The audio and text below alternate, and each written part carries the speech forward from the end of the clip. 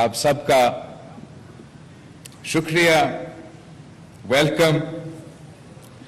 To the rededication of the Smile Snatchers, Raza Rabbani صاحب کی novel کا ریڈیڈیکیشن سیریمنی. اور آج رضا ربانی صاحب اس کتاب کو غزہ کے بچے کو ڈیڈیکیٹ کر رہے ہیں. اینڈ آئی بلیو کہ رضا ربانی صاحب نے اس کتاب کی وجہ سے اسی کتاب کی وجہ سے یہ پطرس بخاری بیسٹ فکشن ایوارڈ بھی ملا تھا. تو میں رضا ربانی صاحب کو مبارکباد بھی دینا چاہوں گا، اور اس سوچ کا کہ اس وقت اور ان دنوں میں اس کتاب کو غزہ کے بچوں کو ڈیڈیکیٹ کرنا کے بارے میں رضا ربانی صاحب کو شکریہ ادا بھی کرنا چاہوں گا. ویسے تو دنیا کی اکثریت کی طرح ہر پاکستانی غزہ اور فلسطین کے مسلمانوں کے ساتھ شانہ بشانہ کھڑے ہیں، اور ایک بھرپور مایوسی کے ساتھ 2 سال سے ہم اپنے آنکھوں کے سامنے تاریخ کا سب سے پہلا لائیو سٹریم جینوسائیڈ دیکھتے آ رہے ہیں. اور یہ تاریخی جینوسائیڈ میں پوری دنیا نے دیکھا، اپنے آنکھوں سے دیکھا کہ نہ صرف مسلمانوں کا اور فلسطین کے عوام کا غزہ کا جینوسائیڈ ہے،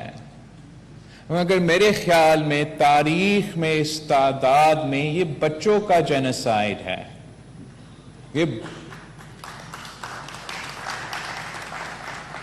اور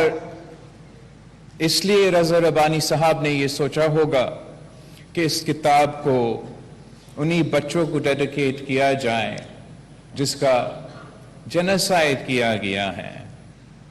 ویسے اس جینوسائیڈ میں نہ صرف بچوں کا جینوسائیڈ کیا گیا ہے، مگر یہ تو صحافیوں کا بھی جینوسائیڈ رہا ہے، یہ تو ڈاکٹرز اور نرسز کا بھی جینوسائیڈ رہا ہے. اور جب پوری دنیا اس بات کو ویلکم کرے گی کہ کہنے کے حد تک سیز فائر ڈکلیئر کیا گیا ہے، اور کل ایک شاندار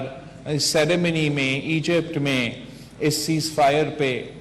دستخط بھی کیا گیا. مگر تاریخ میں ہم نے دیکھا ہے کہ اگر کسی ممالک نے تاریخ کا سب سے زیادہ سیز فائرز توڑے ہیں تو وہ بھی یہ زائنسٹ ریجیم رہا ہے.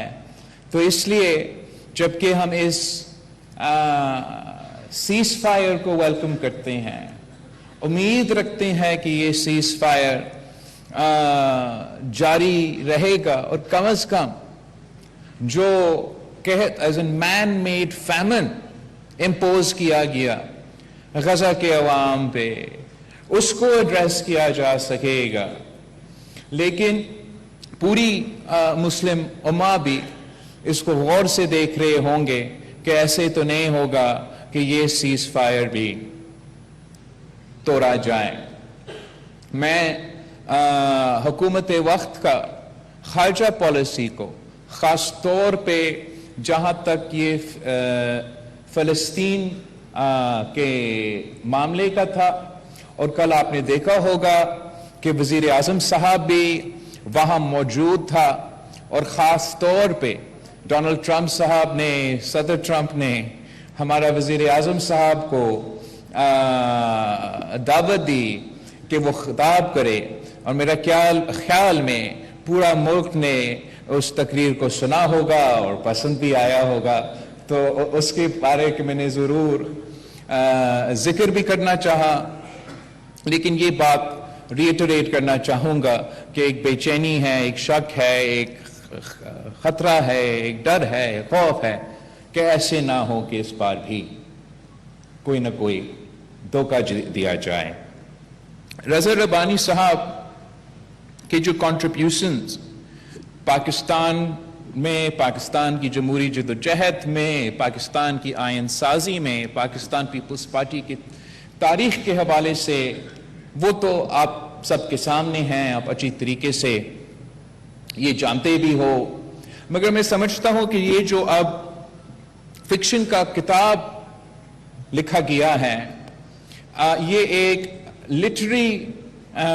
तौर पे पाकिस्तान की लिटरेरी तारीख में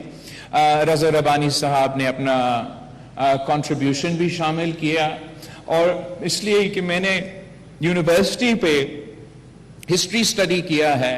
और मैं समझता हूं कि वो जो लोग किताब लिखते हैं वो तारीख में हमेशा जिंदा रहते हैं। तो मैं हर किसी को, ये शहीद मोहतरमा बेनज़ीर भुट्टो भी करती रहती थी, पार्टी के लोगों से भी खुद अपनी किताब 2-3 लिखी थी अपनी जिंदगी में, और वो कहती थी कि अगर आप तारीख को रिकॉर्ड नहीं करेंगे, और वो फिक्शन में हो सकता है, नॉन फिक्शन में हो सकता है, लेकिन आप